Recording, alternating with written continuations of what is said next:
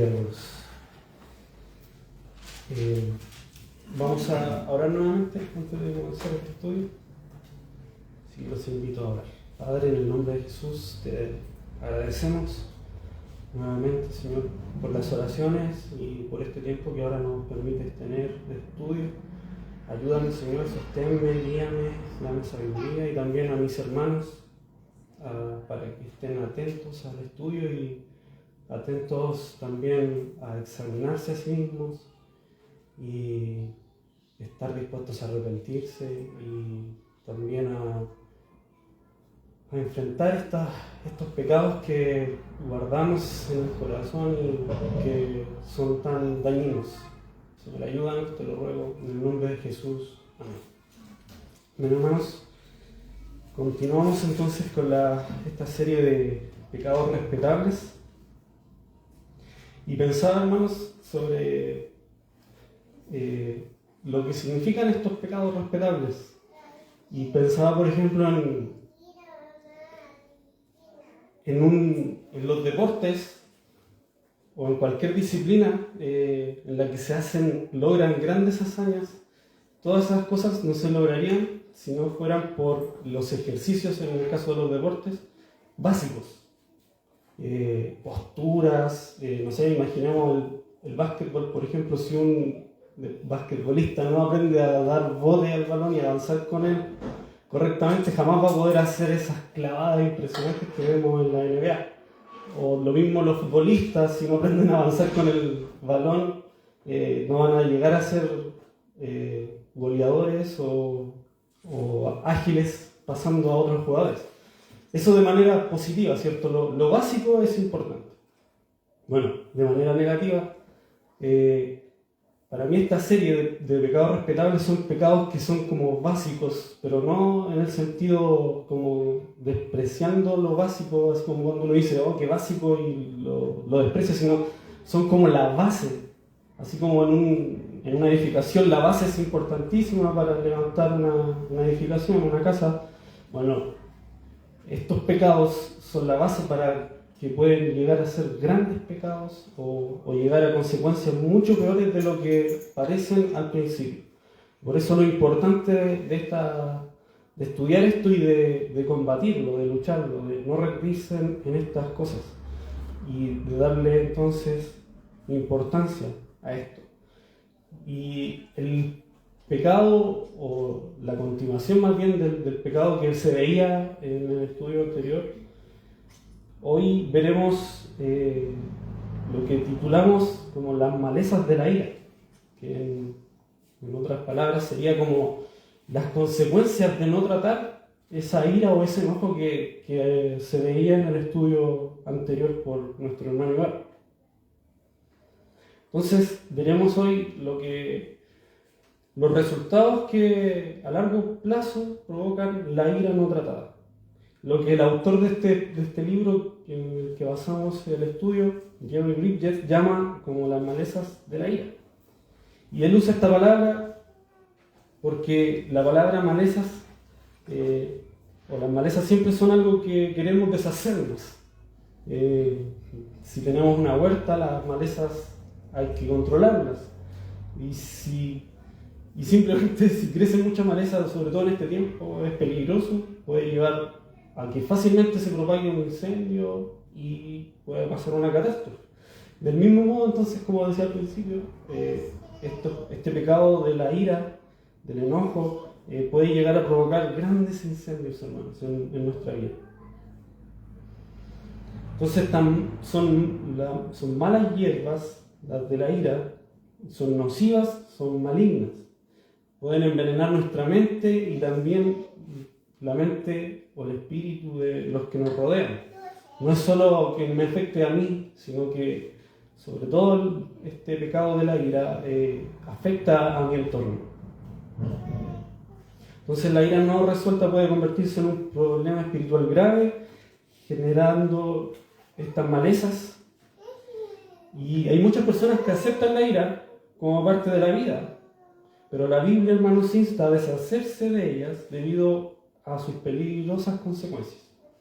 Y aquí una aclaración, porque la ira en sí misma no necesariamente es pecaminosa.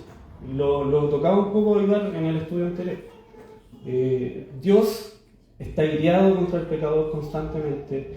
Él está reservando una copa de ira que será derramada sobre los que no se arrepientan y crean en Jesucristo. Y esa ira es una ira santa y pura y justa. La ira de Dios no es pecaminosa, es justa, es lo que se merece el pecador.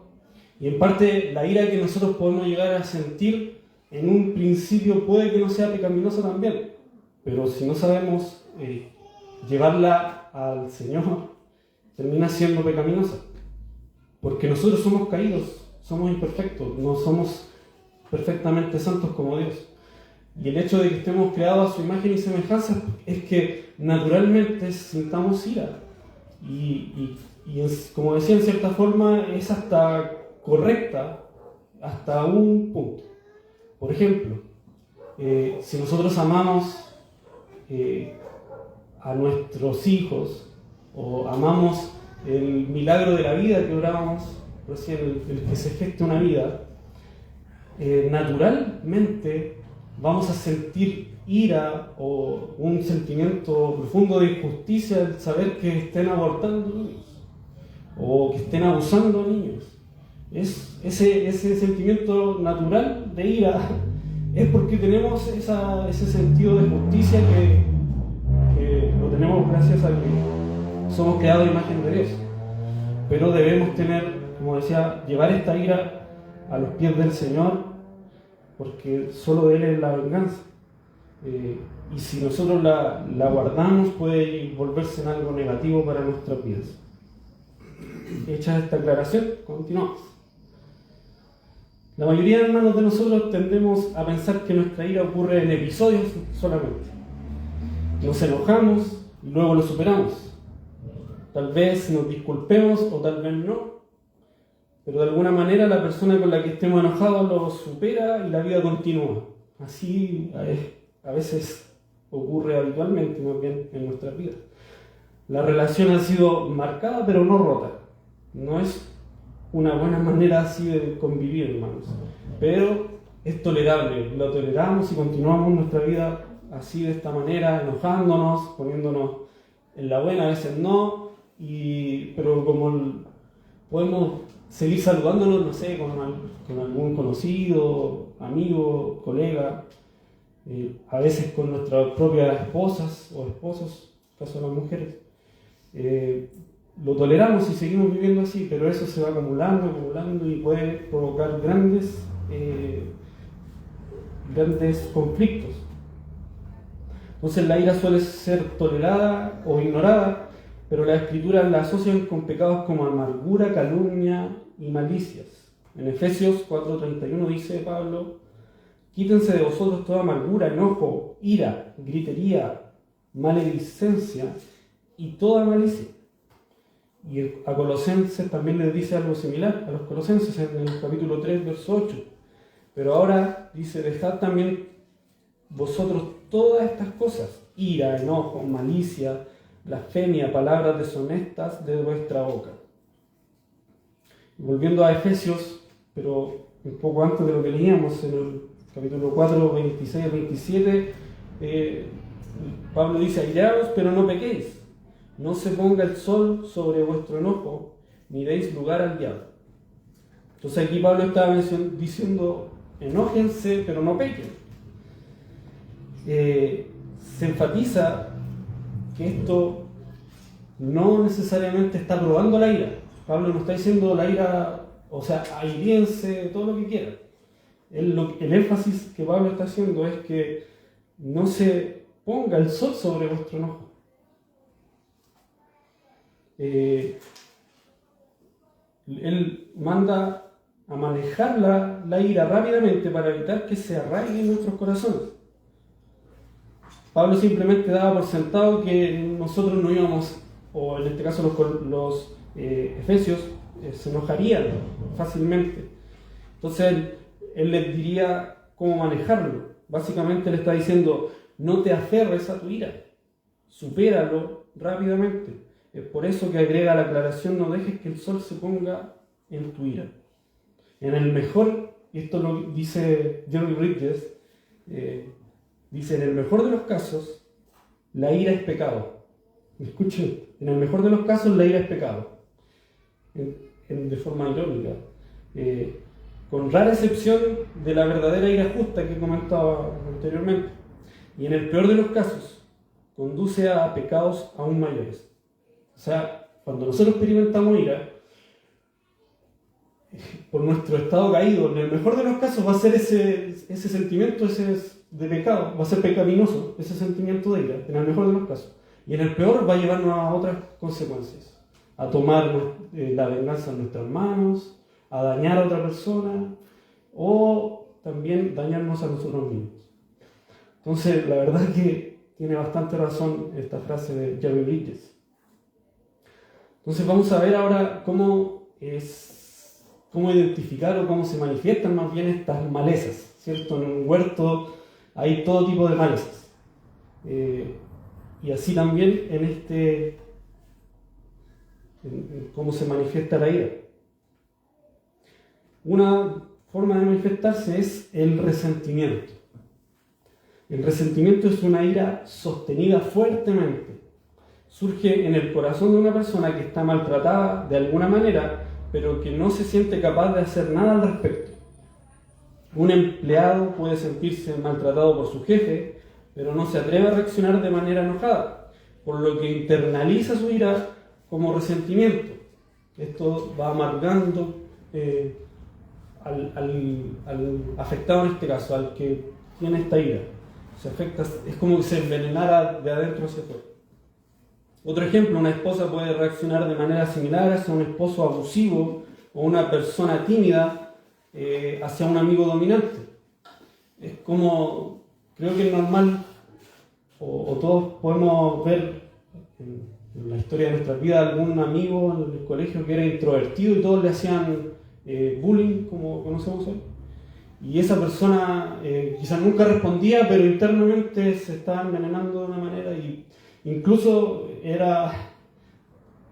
en alguna ocasión conocí de alguno que sí terminaba explotando después de muchos años de ese resentimiento y terminaba reaccionando explosivamente, lo cual también es pecaminoso para él. El resentimiento puede ser más difícil de manejar que la ira expresada en el exterior, porque la persona con resentimiento a menudo continúa cuidando sus heridas e insistiendo en sus malos tratos. Lamentablemente es como los resentidos, los que sufren de resentimiento están en un círculo vicioso constantemente. Como no lo externalizan, no lo muestran fácilmente, nadie acude a su ayuda y ellos también están constantemente dando vueltas en ese resentimiento que lo hace cada vez más grande y más venenoso en su interior. Otra maleza de la ira es la amargura. Si bien el resentimiento prolongado que afecta a relaciones interpersonales y espirituales, ese era el resentimiento, pero mientras que el resentimiento puede disiparse con el tiempo, la amargura continúa creciendo en el corazón, desarrollando un grado aún mayor de mala voluntad. Por lo general, es la reacción a largo plazo a un error real o percibido cuando no se trata la ira inicial. O sea, esta persona siente que le hicieron un mal, o él percibe, o quizás no fue intencional, entonces provoca esta amargura en su corazón. Y aquí vamos a hacer una ilustración de lo que significa, porque parece muy similar al resentimiento. Aquí una ilustración. Un anciano, esto es una historia ficticia, un anciano intervino en una situación con respecto a un adolescente en su iglesia local. El padre de la niña pensó que el anciano había manejado mal la situación. En lugar de tratar de resolver el problema, se enojó y luego se amargó. En palabras del pastor, él fue comido por la amargura. el padre le dijo al pastor: lo he perdonado, pero no quiero tener nada que ver con él. Obviamente no lo había perdonado. El verdadero perdón da como resultado una relación restaurada, no una antipatía continua. Este hombre fue consumido con la amargura, pero en su justicia propia no podía verlo. Todo lo que pudo ver fue el mal percibido o real, o le hicieron mal realmente, o percibió más bien el que le hicieron mal.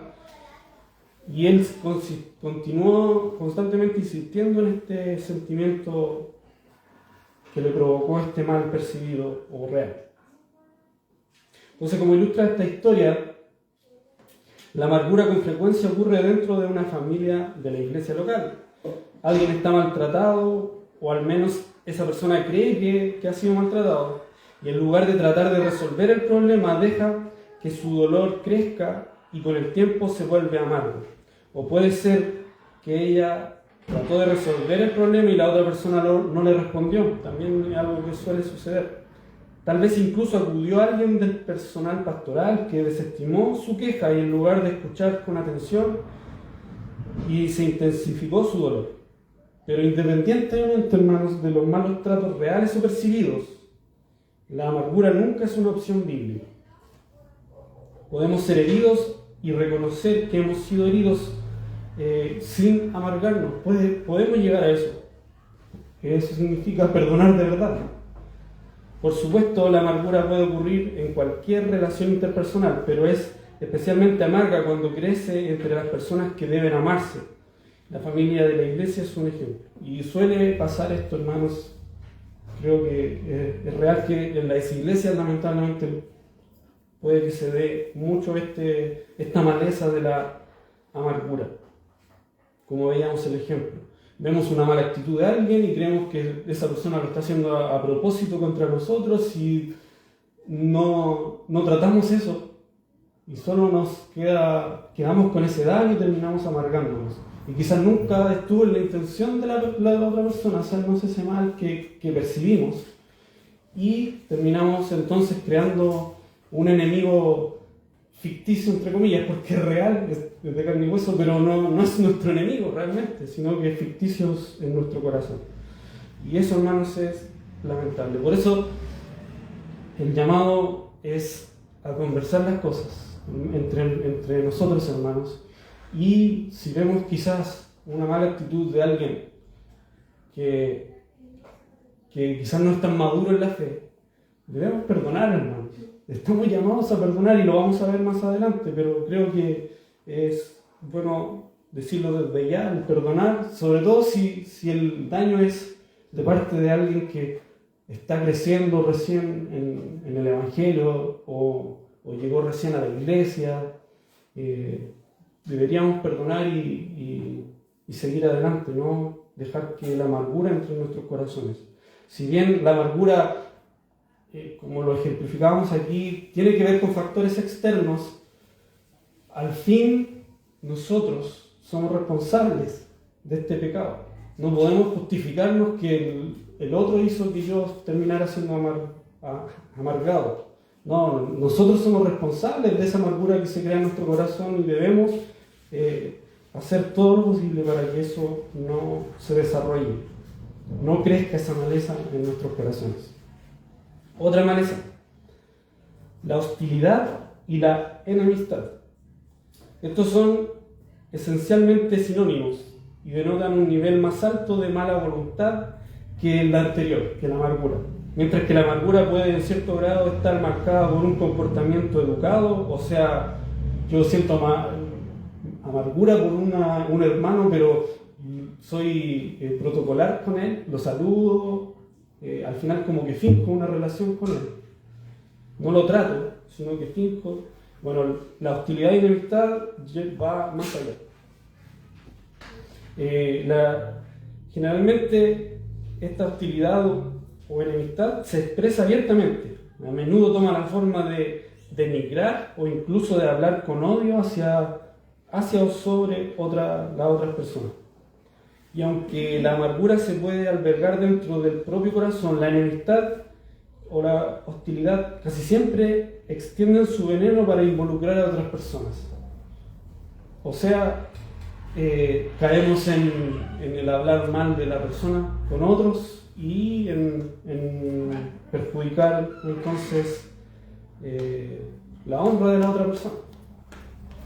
Es algo común entre la hostilidad y la enemistad, ahí donde sale la murmuración y todos estos cagüines que podemos decir también. Otra maleza,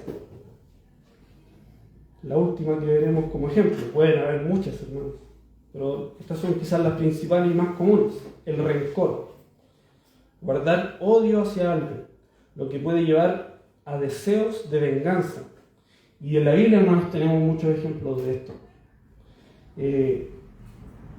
Por ejemplo, Esaú odiaba y guardaba rencor contra Jacob. Y ese rencor que guardaba contra él, la palabra rencor aparece en las traducciones de la Biblia, en la historia de Esaú. Ese rencor, ¿a qué lo llevó? A planear matarlo. ¿Ven como una base de esto, un pecado básico lleva a pecados peores? Planeó matarlo. Eso lo podemos ver en Génesis 27:41. Otro ejemplo bíblico, los hermanos de José. Ellos temían que José los odiara o guardara rencor contra ellos y le pagara todo el mal que le había hecho. ¿Cierto? Ellos tenían, cuando ya descubrieron que José era el que estaba en Egipto, tuvieron miedo de ellos, pensaron que lo iba, con el poder sobre todo que ya tenía José, podía haberse fácilmente deshecho de ellos. En el Nuevo Testamento también hay ejemplos. Herodías tenía rencor y odiaba a Juan el Bautista, y ella jugó todo para terminar decapitando a Juan. El rencor entonces lleva a pecados aún mayores. Y probablemente hoy no vamos a asociar la palabra rencor con planes de asesinato o de matar a alguien, aunque a veces las personas conspiran alguna forma de venganza hacia la persona contra la que tienen rencor. Y hermanos, creo que la murmuración, cuando ya odiamos a alguien y empezamos a hablar mal de esa persona, es un tipo de venganza que destruye también, si bien no mata, pero destruye de gran manera las relaciones. El querer perjudicar a otra persona, eso ya es una venganza planeada. Y es terrible. Y lamentablemente esto es cierto incluso entre los cristianos. Es por eso que Pablo considera necesario escribir a los romanos la siguiente exhortación que vemos en Romanos 12, del 19 al 21. Dice: no os venguéis vosotros mismos, amados míos, sino dejad lugar a la ira de Dios, porque escrito está: mía es la venganza, yo pagaré, dice el Señor. Así que si tu enemigo tuviere hambre, ¿qué dice? ¿Déjalo que se muera de hambre? No, si tu enemigo tiene hambre, dale de comer. Qué difícil eso, hermanos. Es realmente difícil, yo lo reconozco, es difícil. Pero que lo encontremos difícil, que quizás moralmente nos sintamos inferiores para decir esto, no nos justifica para no decirlo. Tenemos que decirlo, es la palabra de Dios, y el Señor, la tercera persona de la Trinidad, el Espíritu Santo, inspira a Pablo para decir esto a romanos y así a toda la iglesia universal. Si tu enemigo tuviera hambre, dale de comer. Si tuviera sed, dale de beber. Pues haciendo esto, ascuas de fuego amontonarás sobre su cabeza. No seas vencido de lo malo, sino vence con el bien el mal. O sea, ¿cuál es nuestra arma para el que nos hace mal, hermanos?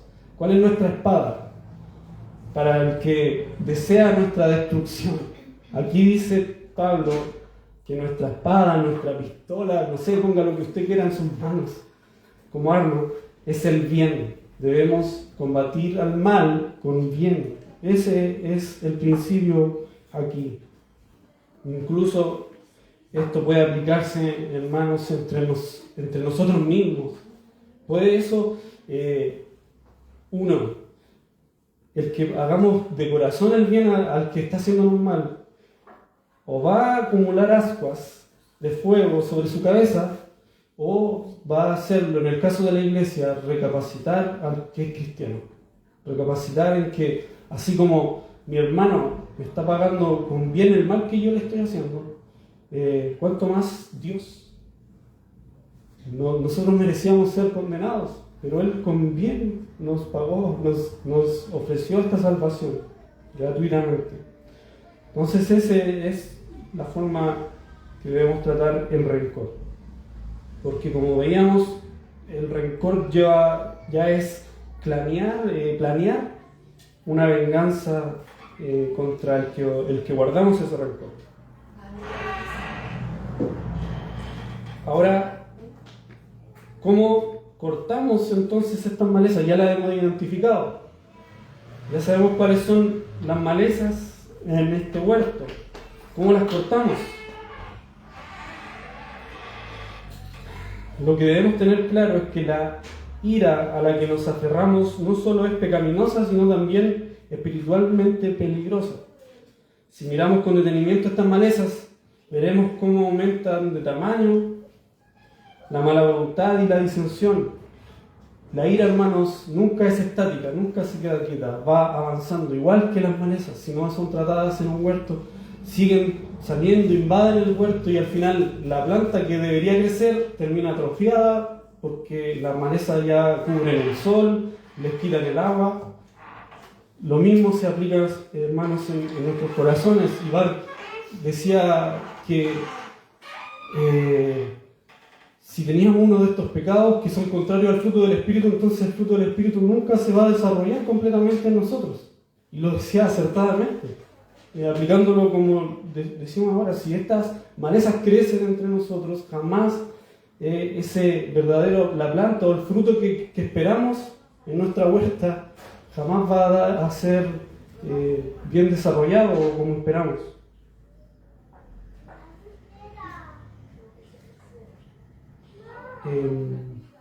Si no se trata, entonces esta ira se convertirá en amargura, hostilidad, rencor de venganza o incluso un enfrentamiento directo, hermanos. Puede llegar a ser un enfrentamiento verbal o físico si dejamos que la ira crezca libremente. Entonces, ¿cómo la cortamos? Bueno, debemos entonces, una de las primeras formas o tratamientos para cortar la ira o las malezas de la ira es reconocer la soberanía de Dios, hermanos. Confiar en que Dios tiene control incluso sobre las circunstancias injustas y que Él puede usar esas experiencias para nuestro bien. Después de que los hermanos de José lo atacaron, lo vendieron a la esclavitud, una manera verdaderamente terrible de tratar a su pequeño hermano, él en última instancia eligió no amargarse. Quizás vivió un proceso, pero en última instancia no tomó venganza. En lugar de eso les dijo a sus hermanos: no fuiste tú quien me envió aquí, sino Dios. Él vio todo el panorama, pasado años, vio todo el panorama y vio la mano de Dios a través de todos esos hechos terribles que vivió. Una firme creencia entonces en la soberanía de Dios es la primera defensa contra la tentación de aferrarse a la ira. Si quiero lidiar con la tentación de manera decisiva, me recuerdo entonces a mí mismo que todo lo que ocurrió para desencadenar mi respuesta inicial de ira está entonces bajo el control activo de Dios, y que Dios puede usar incluso el pecado de otra persona para mi beneficio. Cuando alguien me provoca mal, Dios es soberano en todo, hermanos, no solo en las cosas que para nosotros son importantes, es en cada detalle más minúsculo de su día a día. Dios está en control de aquello. Y también entonces, en el mal que podemos recibir de otra persona, Dios también lo tiene en su control, está preestablecido por Él para nuestro bien. Eso es lo que debemos tener presente. Ahora que menciona eso, quisiera mencionar justo hay un proverbio que dice: si el que te aborrece tiene hambre, dale de comer pan, y si tiene sed, dale de beber agua, pues haciendo esto harás que le arda la cara de vergüenza y Jehová te recompensará. ¿Tiene sentido por lo que tú estás diciendo? Sin duda Pablo, pensando en ese proverbio, es que lo dice también a los romanos. Sí, hermano, la verdad es así. Continuando entonces, como José les dijo a sus hermanos: en cuanto a ti, quisiste decir el mal contra mí, pero Dios lo hizo para bien, lo que le pasó a Juan, o sea, a José. Y sin duda, como decía Ibar, esto también es para crecer en nuestro carácter, el poder responder con bien el mal que recibimos. Sin duda, seremos, después de haberlo hecho, seremos más semejantes a Cristo que antes de hacerlo, o cuando nos vengábamos, o simplemente ignorábamos la necesidad de incluso nuestros enemigos. Otro remedio para terminar con esta maleza es mantener el amor. Amar a los demás fervientemente, lo cual permite superar pequeñas ofensas y evitar guardar rencor. Primera de Pedro 4:8 dice: ante todo, tened entre vosotros ferviente amor, porque el amor cubrirá multitud de pecados. Y aquí, aplicando a lo que decía, al ejemplo de la amargura, si no me equivoco, que lo ejemplificamos mucho en la iglesia. Y aquí Pedro está hablando a la iglesia. Les dice a los hermanos: tened entre vosotros, o sea, entre ustedes cristianos, los unos por los otros, ferviente amor, porque el amor cubrirá multitud de pecados. Aquí Pedro está dando por sentados: entre ustedes se van a dañar, pero el amor puede cubrir esa multitud de pecados. Así que debemos aplicarlo también a nosotros. Nuevamente, es difícil decirlo, quizás decirlo, no nos sentimos moralmente aptos para decirlo, pero eso no nos justifica para no decirlo. Debemos decirlo, es palabra de Dios. Dios nos manda aquí a que tengamos ferviente amor entre nosotros, y así cubriremos multitud de pecados. El amor hace posible mantener relaciones incluso cuando otros pecan contra nosotros. Si alguien nos niega, nos incomoda, nos avergüenza, el amor nos ayuda a pasarlo por alto.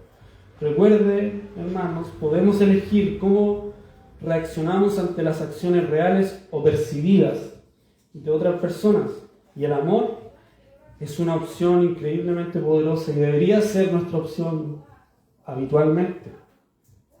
Sobre todo cuando no es un mal directo, hermanos. Cuando apliquemos esto del amor por sobre todas las cosas, en eso que percibimos como mal, que probablemente, y yo creo que en la mayoría de las veces, no es intencional.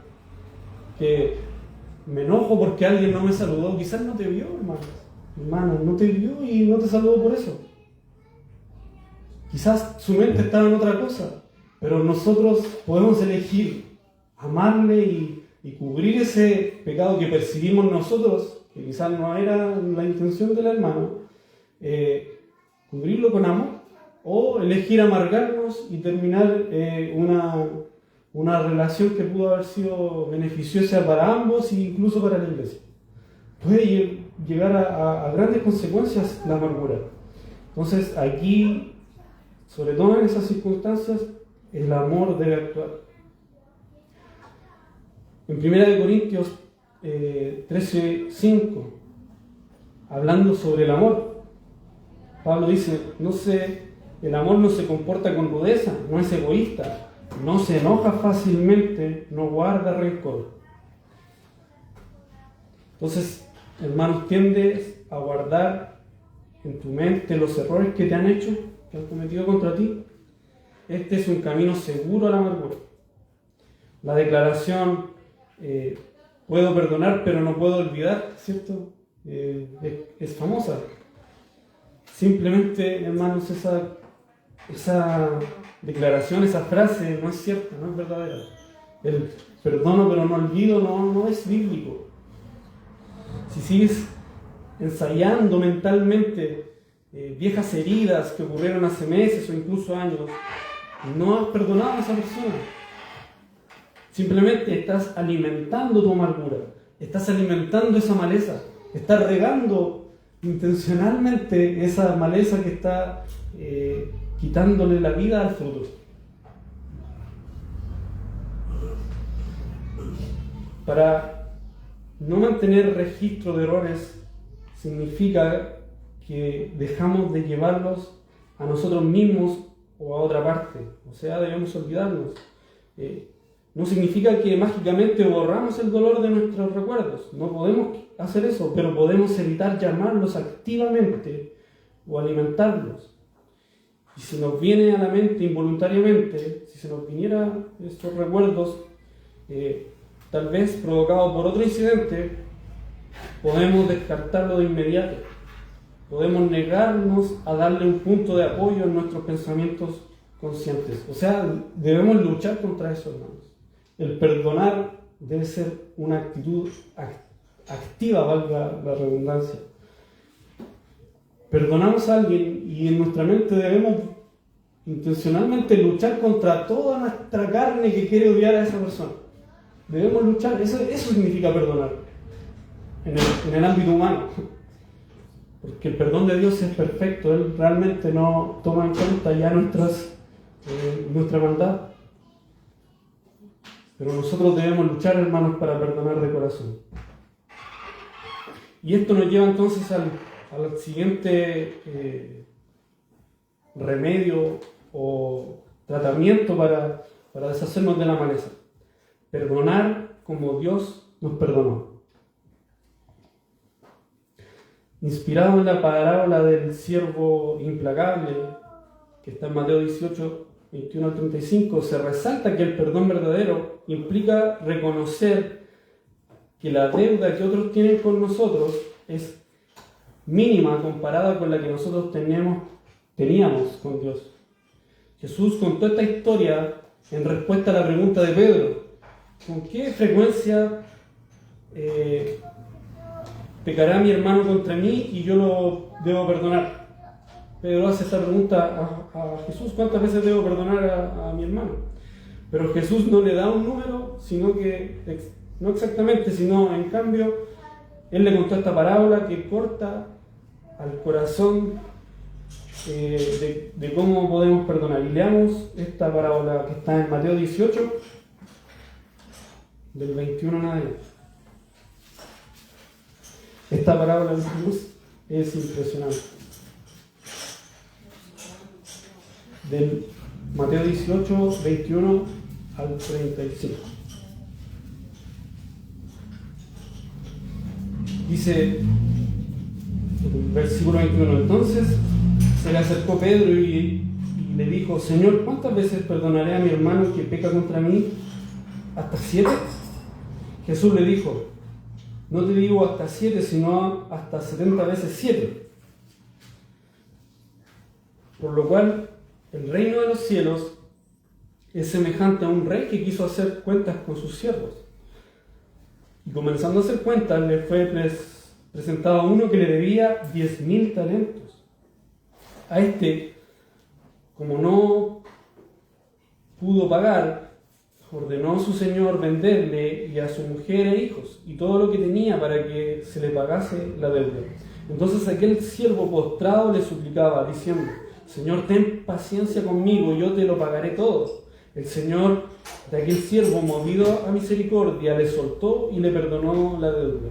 Pero saliendo aquel siervo, halló a uno de sus consiervos, que le debía 100 denarios, y haciendo de él, le ahogaba diciendo: págame lo que me debes. Entonces su consiervo, postrándose a sus pies, le rogaba diciendo: ten paciencia conmigo y yo te lo pagaré todo. Mas él no quiso, sino fue y le echó en la cárcel hasta que pagase la deuda. viendo sus consiervos lo que pasaba, se entristecieron mucho y fueron y refirieron a su señor todo lo que había pasado. Entonces, llamándole su señor, dijo: siervo malvado, toda aquella deuda te perdoné. ¿Por qué? Porque me rogaste. ¿No debías tú también tener misericordia de tu siervo como yo tuve misericordia de ti? Entonces su señor, enojado, le entregó a los verdugos hasta que pagase todo lo que le debía. Así también mi Padre Celestial hará con vosotros si no perdonáis de todo corazón cada uno a sus hermanos, sus ofensas. Es impactante, hermanos, esta parábola. Esta historia sobre el sirviente del rey que le debía a su amo 10.000 talentos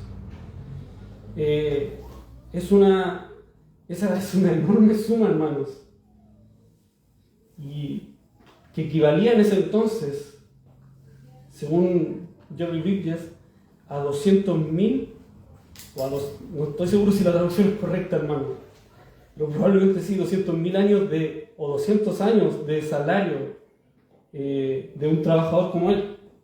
O sea, a ese siervo le iban a faltar vidas para pagar la deuda que él tenía. Es una deuda exagerada, exageradísima. Y Jesús claramente está usando esta hipérbole o exageración extravagante para hacer su punto, porque no había manera, hermanos, no existía la manera de que un simple servidor pudiera haber acumulado tampoco una deuda de esa manera, tan enorme, menos pagarla.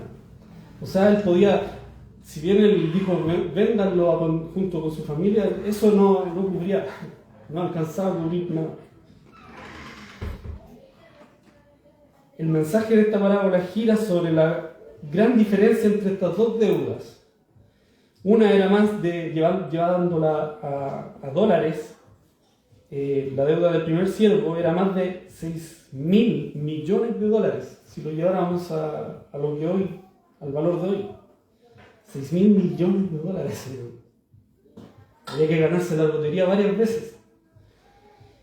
Y en cambio la otra, la del segundo siervo, era solo 10 a 15.000 dólares. No era una suma insignificante tampoco, pero comparada con la suma que el primer siervo debía, era insignificante, 11.000 millones de dólares y 15.000 dólares. En el momento en que el rey perdonó la deuda, sin duda, hermanos, por más que haya sido el rey, su patrimonio se redujo. Entre 6 a 8.000 millones de dólares se redujo. Perdonó la deuda del sirviente. Perdonar esta deuda del sirviente le costó tremendamente al rey, le costó, pero la perdonó. De la misma manera, hermanos, le costó a Dios perdonarnos a nosotros. Le costó la muerte de su hijo. No se puede poner precio a esa muerte. Por más que sea gigantesca esta deuda, que le falten vidas a una persona normal para pagarla, no es ni cerca del costo que fue para Dios el perdonarnos a nosotros. No se puede poner precio a esa muerte, pero Dios la pagó para que Él nos perdonara a cada uno de nosotros la enorme deuda espiritual que le debemos. El mensaje debe ser claro: la deuda moral de las malas acciones, de las palabras pecaminosas, de los actos contra nosotros, que nosotros podamos recibir, hermanos, no es prácticamente nada en comparación con nuestra deuda con Dios. Ese es el mensaje de esta parábola. El costo que significó el perdón para nuestras almas, hermanos, es infinito. Y Jesús, el valor de esta deuda, el que se entregó por nosotros, Él es el que nos dice a través de esta parábola que debemos perdonar a los que nos ofenden. La idea no es minimizar la gravedad de las heridas o el daño que puede haber experimentado este siervo o usted, hermano, si está teniendo dificultades para perdonar. Porque en la parábola del segundo siervo, la deuda de este segundo siervo equivalía a 1/3 del salario de un año del otro siervo. 1/3 del salario de un año. Es bastante. Es una merma grandísima en el presupuesto mensual o anual de una familia. El tercio del salario anual es mucho. No es menor. No es la intención minimizarlo. Pero hermanos, los errores que has sufrido pueden ser mucho más que un desaire ocasional o una palabra o un chisme sobre ti. Es posible que te hayan causado bastante dolor, pero comparado con el daño que cada uno de nosotros ha hecho a la gloria de Dios, hermanos, por más grave que haya sido lo que te hayan hecho, no se compara al daño que nosotros hacíamos a la gloria de Dios y que aún hacemos, porque el perdón del Señor aún es activo para nuestros pecados pasados, presentes y futuros. Él cubrió todo esa deuda. No se compara, hermanos. La base de nuestro perdón, de perdonar el uno al otro, entonces es la enormidad del perdón de Dios por nosotros. Hasta que reconozcamos que somos los deudores de Dios con 10.000 talentos como el primer siervo. Hasta que nos identifiquemos con ese siervo y no con otro en la historia, porque somos el siervo que debía todo, debía vidas de salario. Ese somos nosotros. Hasta que no reconozcamos que somos eso, lucharemos con perdonar a las personas que nos han perjudicado de manera significativa o las personas que continúan haciéndonos daño. Pero una vez que aceptemos la realidad de que realmente somos tales deudores de Dios debido a nuestro continuo pecado contra Él, el panorama ahí recién va a cambiar. Cuando alguien, hermanos, ya terminando con el estudio, cuando alguien nos maltrata y nos duele profundamente, todavía podemos decir: Dios, eso fue un terrible error contra mí, o en mi contra. Pero yo soy el deudor de 10.000 talentos, de vidas de salario. No me alcanza la vida para pagar mi deuda. El pecado de esa persona contra mí no era nada comparado con mi pecado contra ti. Y porque me has perdonado, yo también elijo perdonar a esa persona. Esa debe ser nuestra oración, hermanos. Y realmente ese huerto podrá dar fruto. O si no, hermanos, la maleza de la ira terminará por menguar el fruto que debe haber en cada corazón de un cristiano. Debemos luchar contra esas cosas. Debemos pagar al mal con el bien. A eso somos llamados. No al estar en un círculo vicioso de resentimiento, amargura, rencor y todas estas malezas que lo único que hacen es hacer una vida cristiana precaria, ¿no? Cuando podríamos estar viviendo realmente espiritualmente plenos y gozosos. Ese es lo que debemos buscar, eso es lo que podemos realmente obtener en Jesucristo, a pesar de las circunstancias, hermanos. No estoy diciendo ni predicando prosperidad, sino estoy diciendo que podemos estar pasando lo peor en nuestras vidas, pero con una mente sólida en el Señor y sus verdades, pudiendo perdonar al que nos hace mal, pudiendo ver que Dios está siendo soberano a través de las tragedias o situaciones difíciles. Yo creo, quizás usted piensa, eso es difícil, pero hermanos, más difícil es vivir una vida amargada, con rencor. No solo es difícil, sino que vas a tener una vida precaria espiritualmente. Tenemos que luchar contra eso, hermanos. Y como decía, quizás no tenemos la altura moral para ir y decir: hermanos, perdona, paga bien al que te hace mal. Quizás no nos sentimos honestos al decirlo, pero no se trata de mi honestidad o de mi altura moral, sino se trata de la verdad de Dios, que Él es el que nos manda con amor a hacer esto entre nosotros. Hermanos, el ferviente amor cubrirá multitud de pecados. Apliquémoslo eso entre nosotros y perdonemos a los que nos ofenden. Paguemos al mal con el bien. Amén, hermanos, oremos. Padre, en el nombre de Jesús te agradecemos, Señor, porque realmente estos pecados son gravísimos, son muy terribles en nuestras vidas, nos llevan a vidas penosas, precarias espiritualmente y alejadas, Señor, de lo que debemos ser en Cristo. Ayúdanos, Señor, ayúdanos porque luchamos con estas cosas. Señor, somos culpables de estas cosas. Perdónanos, Padre, perdónanos. Te lo rogamos, sabemos por fe en Jesucristo que tenemos perdón de estos pecados, pero ayúdanos a realmente ser libres de aquello, a que podamos ganar la lucha contra estos pecados, a que ayúdanos a estar también siempre en guardia, aferrándonos de estas verdades, de tu soberanía, del poderoso efecto que hace el amor bíblico entre nosotros, con nuestro prójimo, y que debemos perdonar como tú, oh Dios, nos perdonaste. Cuán grande era la deuda, y es aún la deuda que tenemos contigo, Señor, pero ha sido pagada, ha sido cancelada. Consumado es, dijo Jesucristo en la cruz. Benditas palabras, Señor, que nos han librado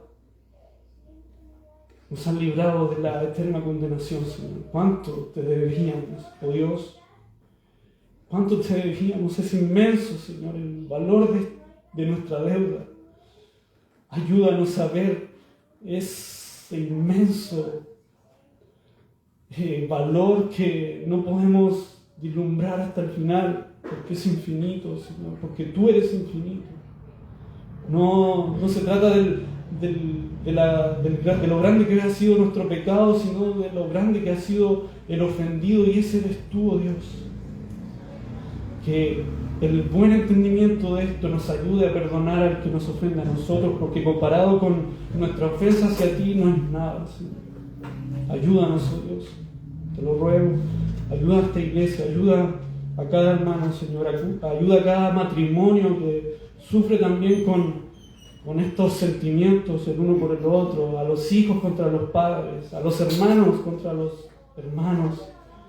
Señor, ayúdanos a que esto cada vez mengue y que las virtudes de un verdadero cristiano crezcan en nosotros, Señor, ese fruto que debe crecer en nosotros. Te lo ruego en el nombre de Jesús.